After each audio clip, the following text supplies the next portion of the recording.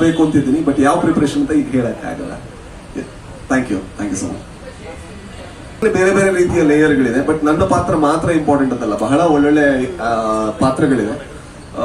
ಈ ಪಾತ್ರಕ್ಕೆ ಶೇಡ್ಸ್ ಇದೆ, ಒಂದೇ ಆದ ಟ್ರಾವೆಲ್ ಇದೆ, ಜರ್ನಿ ಇದೆ, ಹುಡುಕಾಟ ಇದೆ, ನೋವಿದೆ, ಸುಖ ಇದೆ, ಸೊ ಎಲ್ಲದೂ ಇದೆ, ಶೇಡ್ಸ್ ಇದೆ. ಥ್ಯಾಂಕ್ ಯು ಅಂತ ರಾಕಸನ್ನ ಹೊರಗ್ತದ ಒಂದು, ಅದಕ್ಕೆ ನೀವು ನಂಗೆ ಮೈಕ್ ಕೊಡಕ್ ಬಿಟ್ಟಿಲ್ಲ. ಎಲ್ರಿಗೂ ವರಮಹಾಲಕ್ಷ್ಮಿ ಹಬ್ಬದ ಶುಭಾಶಯಗಳು.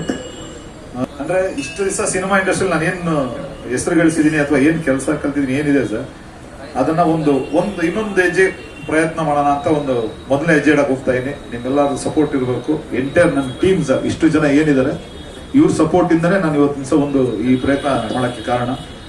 ನನ್ನ ಟೀಮ್ ಆ ತರದ ಒಂದು ದೊಡ್ಡ ಮೇನ್ ಸಪೋರ್ಟ್ ಅವ್ರದಿದೆ. ಇನ್ನೇನಾರು ಇದ್ರೆ ದಯವಿಟ್ಟು ತಾವುಗಳು ಕೇಳಿದ್ರೆ ನಾನು ಏನಂತ ಹೇಳ್ತೀನಿ ಸರ್.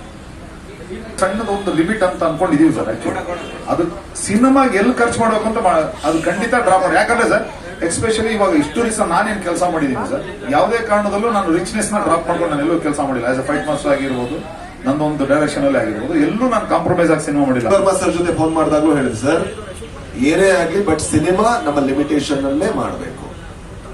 ಹೌದು, ಯಾಕಂದ್ರೆ ಸರ್ ನಾವು ಚೆನ್ನಾಗಿ ಕಾಣಿಸೋದಕ್ಕೆ ನಾವು ವೆಡ್ಡಿಂಗ್ ಆಲ್ಬಮ್ ಮಾಡ್ಬೋದು, ಇದು ಸಿನಿಮಾ, ಇದು ಬಿಸ್ನೆಸ್.